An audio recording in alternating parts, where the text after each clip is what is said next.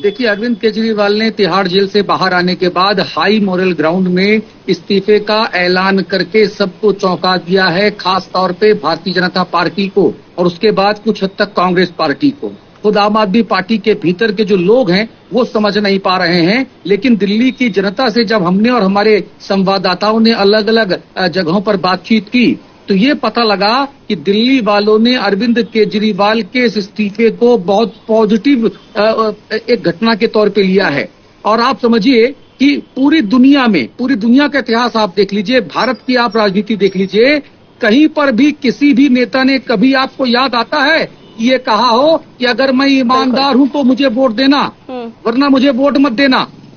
कभी कहा है किसी ने? तो अरविंद केजरीवाल ने जो पिछला चुनाव लड़ा था और जीता था वो अपने काम के दम पे लड़ा और जीता था। और इस बार अरविंद केजरीवाल पहले ऐसे राजनेता बन गए हैं भारत में जो अपनी ईमानदारी के आधार पे अब दिल्ली वालों से वोट मांगने का ऐलान कर चुके हैं। उन्होंने साफ तौर पे कह दिया है दिल्ली वालों से कि अगर मैं ईमानदार हूं तो मुझे वोट देना, अन्यथा मुझे वोट नहीं देना, और इस्तीफा देने का ऐलान कर दिया। बिल्कुल, यानी कि जो लगातार भारतीय जनता पार्टी के लोग केजरीवाल के ऊपर दबाव बना रहे थे, आरोप लगा रहे थे कि साहब इनको तो शीश महल में रहना है, साहब इनको तो सत्ता की जो है मलाई चखनी है, इनको तो पदलोलुपता है जो छूटती नहीं है, उन तमाम आरोपों को अरविंद केजरीवाल ने अपने एक ऐलान से वो अपने से दूर कर दिया। दूसरी बात, अरविंद केजरीवाल ने अपनी कट्टर ईमानदार वाली छवि को और मजबूत किया है। ऋतु, केजरीवाल ने साफ कर दिया है, जब जनता के बीच में आप जा रहे हो और आप कह रहे हो कि मैं ईमानदार हूं तो वोट देना, अब अगर जनता अरविंद केजरीवाल को दोबारा से चुनती है, चौथी बार चुनती है, दोबारा क्या चौथी बार चुनती है, तो ये माना जाएगा कि भारतीय जनता पार्टी के तमाम प्रोपोगेंडा, एलजी और केंद्र सरकार के तमाम दबावों के दरमियान भी दिल्ली वालों का जो दिल है वो केजरीवाल के साथ है, और जो चूंकि दिल्ली वालों का दिल केजरीवाल के साथ है वो उसने ईवीएम मशीन का बटन दबा के सरकार चौथी बार बनाई। समझ रही हैं? तो केजरीवाल ने एक के बाद एक बहुत धुआंधार आज बल्लेबाजी की है। और देखो भैया, यहाँ पे कोई पार्षद बन जाता है ना तो पद नहीं छोड़ता। आई बात समझ में? केजरीवाल तो मुख्यमंत्री हैं तीसरी बार के, और पद को छोड़ने का जो ऐलान किया उससे केजरीवाल की छवि और मजबूत हुई है और परिपक्व हुई है। दिल्ली वालों ने उन्हें ज्यादा प्यार करने का मन बना लिया है, ये दिल्ली वालों का कहना है, ये मेरे शब्द नहीं है। इस वक्त मैं रोहिणी सेक्टर 5 में राजीव गांधी कैंसर अस्पताल में मौजूद हूँ। यहाँ पे हमारी बुआ जी एडमिट है, तो इसके आसपास जो है मैंने लोगों से बातचीत की। मैं अम्बेडकर हॉस्पिटल गया, यहाँ पर मौजूद लोगों से बातचीत की, सड़कों पे मैंने बातचीत की, ठीक है। तो सब जगह ये मैंने पाया कि जो लोग हैं वो केजरीवाल के इस्तीफे के बाद आम आदमी पार्टी के तो पक्ष में हो गए हैं और वो बीजेपी के उलट हो गए हैं। वो बीजेपी के लिए उटपटांग बोलने लग गए हैं। कुछ एक लोग तो बीजेपी के लिए गाली भी निकाल रहे थे, तो मैंने कहा नहीं भाई, गाली गलौज मत करिए, अपनी बात कहिए आप। मतलब तो छवि अब पहले से और के ऐलान के बाद अरविंद केजरीवाल आम आदमी पार्टी के सामने आई है, और क्या मैसेज देने की कोशिश आगामी विधानसभा चुनाव के लिए अरविंद केजरीवाल ने की? देखिए, अरविंद केजरीवाल को मैं पिछले 20 वर्षों से जानता हूं, जब वो राजनेता बने ही नहीं थे। और 2011 में जब रामलीला मैदान में अन्ना आंदोलन के नाम पर पूरे भारत को एकजुट किया गया अरविंद केजरीवाल के द्वारा, उनके लोगों के द्वारा, तब से मैं अरविंद केजरीवाल, मनीष सिसोदिया और उनकी टीम के लोगों को बहुत करीब से और सक्रिय तौर पर जानने लगा। मैं बताऊं, अरविंद केजरीवाल राजनीति में वो शख्स हैं जो सकारात्मक सरप्राइज देने के लिए जाने जाते हैं। वो सकारात्मक सरप्राइज देते हैं, वो परफॉर्मेंस की पॉलिटिक्स करते हैं।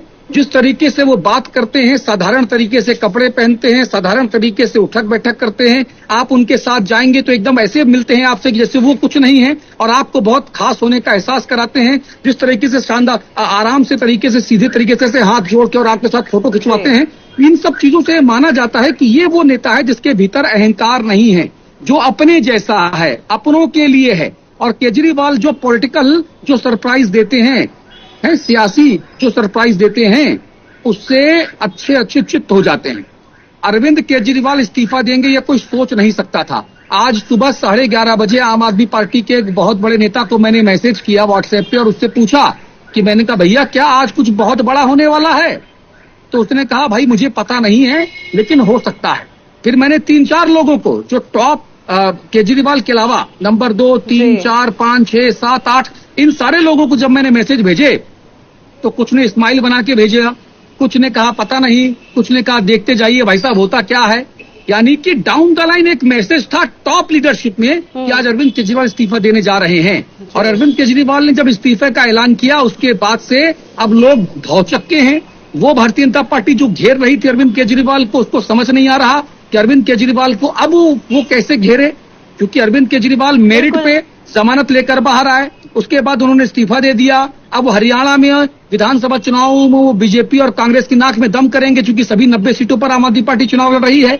दिल्ली में जो चुनाव फरवरी में प्रस्तावित थे उसने कह दिया अरविंद केजरीवाल ने कि भाई आप महाराष्ट्र के साथ नवंबर में करा लो, है? और अभी चल रहा है सितंबर, अक्टूबर, नवंबर, यानी कि 60 दिनों से कम का वक्त बचा है जी। 45 दिनों का वक्त बचा है। 15 तारीख आज हो गई, तो 15 सितंबर की बचे, 15 अक्टूबर की बचेगा, नवंबर में चुनाव करा लो, हम तैयार हैं जी। तो बीजेपी को समझ नहीं आ रहा कि गुरु ये क्या हो गया, अचानक से ये क्या हो गया। तो जो ये सियासी सरप्राइज अरविंद केजरीवाल देते हैं वो उनकी रणनीति का हिस्सा होता है, वो उनकी दृढ़ आत्मसंकल्प और उनकी एक समझ, राजनीति की समझ का हिस्सा होता है। तभी तो 11 साल में जो है राष्ट्रीय पार्टी बन गई आम आदमी पार्टी, 2 प्रदेशों में सरकार चला रही है और बाकी जगहों पे जो तमाम उसके विधायक हैं और दूसरे मंत्री हैं, तमाम पार्षद हैं और वोट परसेंटेज बढ़ रहा, राष्ट्रीय पार्टी बन गई। तो अरविंद केजरीवाल की अगर आप पर्सनालिटी को देखें तो बहुत महत्वाकांक्षी आदमी हैं और सकारात्मकता के साथ महत्वाकांक्षा रखना कोई बुरी बात नहीं है। तो अरविंद केजरीवाल की जो महत्वाकांक्षा है वो अब ये है कि भारतीय जनता पार्टी को वो चकमा दे के दिल्ली में चौथी बार अपनी सरकार बनाई जाए। और मेरा मानना है कि ये जो बीजेपी को उन्होंने क्लीन बोल्ड किया है अपने इस मास्टर स्ट्रोक से।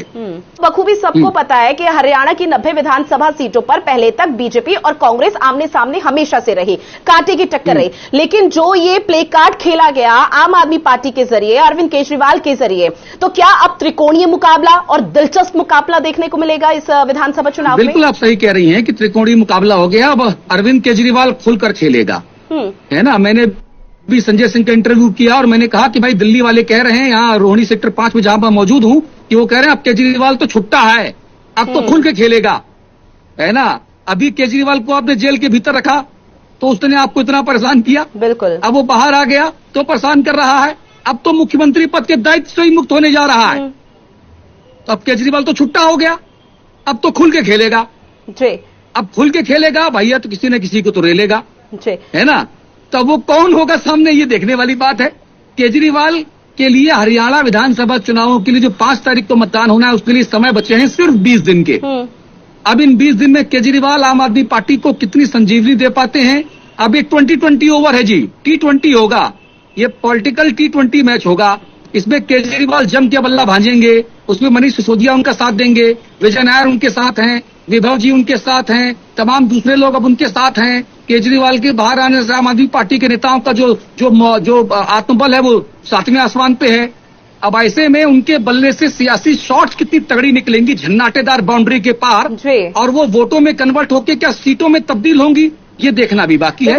लेकिन सर आपका परसेप्शन क्या कहता है, आपका नजरिया क्या कहता है? क्योंकि पहले तक ये कहा जा रहा था जब तिहाड़ जेल से अरविंद केजरीवाल बाहर आएंगे तो उस दौरान आम आदमी पार्टी विधानसभा चुनावों में और बाकी जहां जहां चुनाव होने हैं वहां पर अपने आप को मजबूत देखेगी और पूरी तरह से दम भरते हुए अरविंद केजरीवाल अपने कार्यकर्ताओं में जोश भरते हुए नजर आएंगे। लेकिन क्या धरातल पर वो स्थिति हरियाणा के विधानसभा चुनाव में देखने को मिलेगी?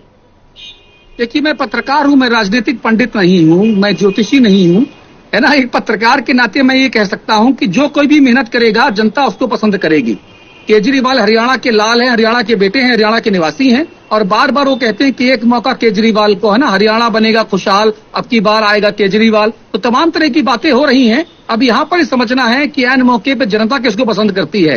अभी इस्तीफा देने का ऐलान किया है, अभी वो इस्तीफा देंगे, उसके बाद किस तरह के माहौल बनते हैं, उसके बाद वो केजरीवाल जो है हरियाणा की जनता में गाँव गाँव तक कैसे पेनिट्रेट करते हैं, क्योंकि अब तो केजरीवाल छुट्टा हो गया है ना, हो जाएगा 2 दिन बाद ना, तो वो गेम चेंजर कैसे होगा ये समझना पड़ेगा। वो जो सियासी T20 केजरीवाल खेलेगा और जो जम के बल्ला भांजेगा, घुमाएगा, अब उसमें कौन लपेटे में आएगा, कहां कहां चौका छक्का मारेगा, वो देखने वाली बात है। क्लीन बोल्ड होगा ये भी अपने आप एक आशंका है, तो अब ये चुनाव का नतीजा बताएगा। मैं कोई ठीक। राजनीतिक ज्योतिषी नहीं हूं, लेकिन हाँ, जो मेहनत करेगा बिल्कुल। जनता उसको पसंद करती है। और ठीक है। केजरीवाल की जो व्यक्तिगत छवि है वो एक ईमानदार राजनेता की है, इसमें किसी को कोई संदेह नहीं होना चाहिए।